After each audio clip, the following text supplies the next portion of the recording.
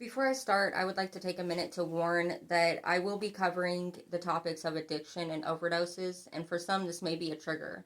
And if that's the case for you, then I recommend skipping ahead to the 1.5 minute mark and go from there. I will pause for a moment to give you time to do so now. Last year in America alone, 52 million people the age 12 and up reported using illegal drugs or misusing prescription drugs. Of those, 106,200 died from an overdose, from died from an overdose related to prescription opioids and illegal drugs. I'm sorry, I just get really nervous speaking. Anyway, many of those were on college campuses, just like ours. Sorry, just give me a minute. I get really anxious, so I'm just gonna take something to calm me down.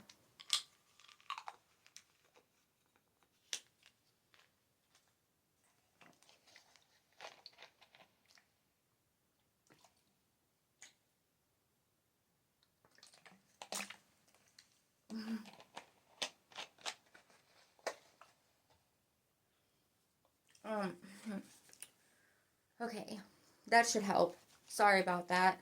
Where was I? Okay, yeah. 2,000 drug-related overdoses occurred in Missouri, according to Snyder's article. To use or not to use, the campus debate over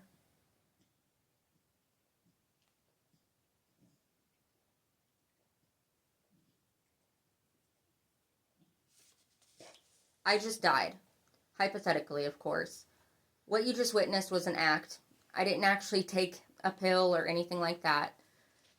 But in that amount of time, a potentially laced fentanyl pill or a potentially fentanyl laced pill took my life. And you guys all witnessed it. If I had had Narcan, it could have potentially saved me. That's how fast it can happen and how preventable it is. Whether online or on campus, we're all upheld to the same expectations.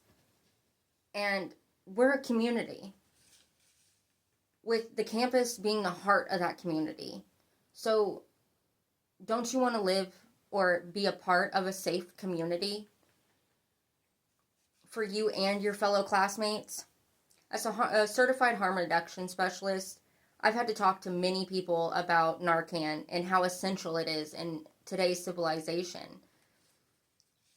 And as a recovering addict myself, who's been to prison for drugs, I've witnessed firsthand the unfathomable things that you don't even want to think about, including Narcan saving lives.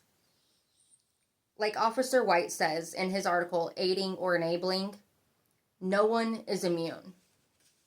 Today I'm here to persuade you to speak up and advocate for the safety of our community and the lives of your classmates by emailing Maryville's leaders and decision makers and petitioning for Narcan to be mandated on campus.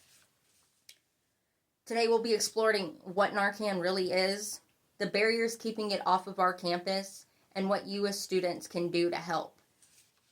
By the end, I'm hoping you will feel empowered enough to send that email to the leaders and start that petition.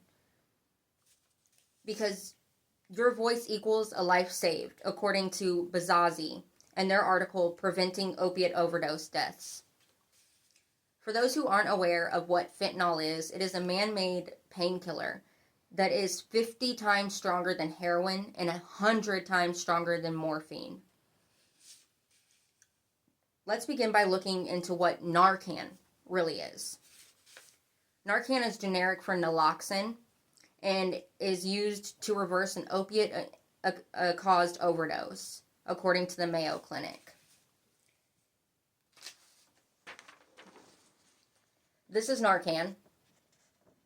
It's a nasal inhaler version, and it's the most commonly available for home use. You hold it in between your fingers, just as shown in the picture. You stick the long part into the nose, one side of the nasal, and you push the plunger with your thumb all the way in. And that is 1 dose of Narcan.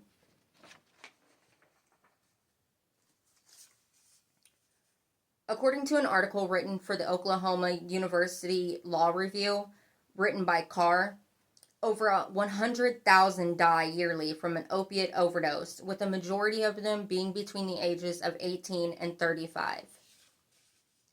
Fentanyl is now unfortunately showing up in fake pills, party drugs, and even in marijuana, which are said to be the most common drugs used by college students. This is a fake Adderall and a real Adderall. The fake Adderall is made with fentanyl. Can you tell the difference? That's how easy it is to pass off fentanyl as something else. It could even be something you're prescribed and somebody switched it without your knowing.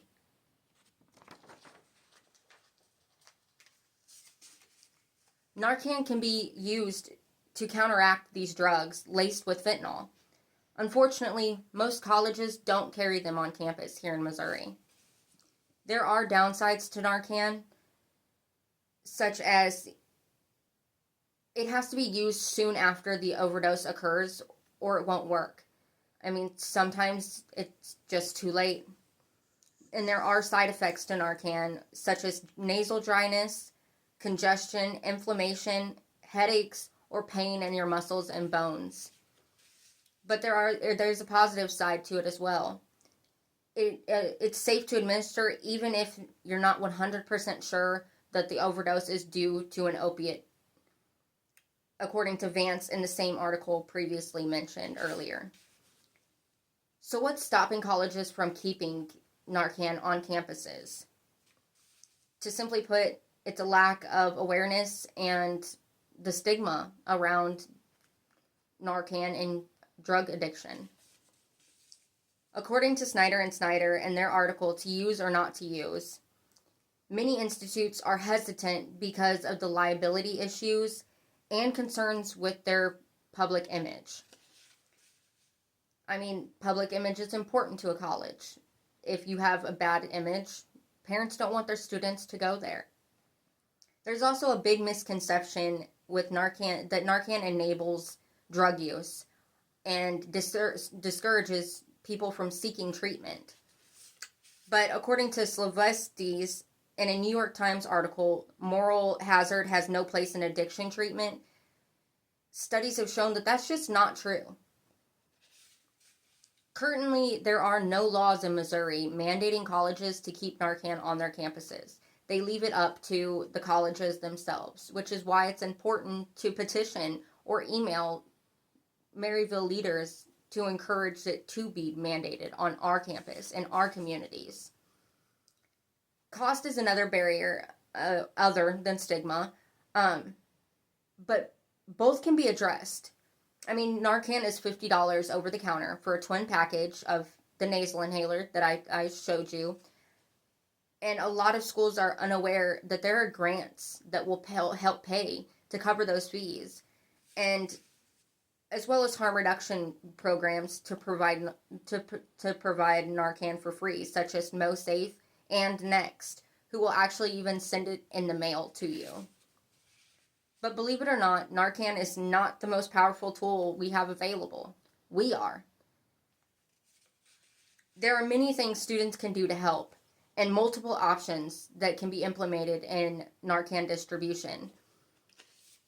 Students can write emails to Maryville leaders such as Kate Torta and Jeff Miller, who is the VP for Strategic Trends at Maryville. And students can contact harm reduction groups for more info and help getting free Narcan, as well as their options on different distribution programs like I talked about previously, such as vending machines, community boxes, and mail, getting it through the mail.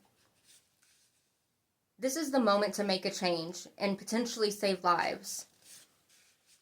To wrap this up, opiates are killing people every day, but your voice can help keep our community safe. We've covered the barriers, we've covered what Narcan is, and we've covered what you can do. Online or not, you have power. This is about compassion, community, and choosing to save lives. So speak up. Do something.